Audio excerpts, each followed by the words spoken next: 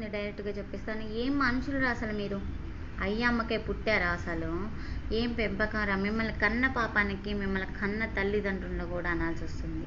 ఇంత దిగజారి బ్రతికే బ్రతుకు అవసరమా? మందు తాగి సావండి. మిమ్మల్ని మీరు కంట్రోల్ చేసుకోలేనప్పుడు బ్రతకడం వేస్ట్. భూతల్లికి భారం అవసరం లేదు. ఇలాంటి నా కొడుకులు, నా అన్న, నా చెల్లె, నా కొడుకు అని చెప్పుకోవడానికి వాళ్ళే సిగ్గుతో చస్తారు రోజు. అవసరమారా ఆ బ్రతుకులు?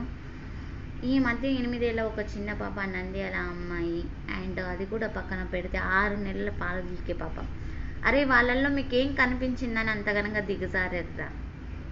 ఏం అనాలో కూడా అర్థం కావట్లేదు. ఇక ప్రభుత్వానికి వచ్చేద్దాం. ఆహా, చాలా మంచి ప్రభుత్వాలబ్బా. ఈ ప్రభుత్వం, పాత ప్రభుత్వం, అన్ని ప్రభుత్వాలు అంతే. లంచాలకు మంచాలేసే ప్రభుత్వాలే. వాళ్ళు డ్యూటీ పరంగా డ్యూటీ చేస్తున్నారు అని చెప్పడానికి తప్పితే 100%లో 1% కూడా వాళ్ళు వర్క్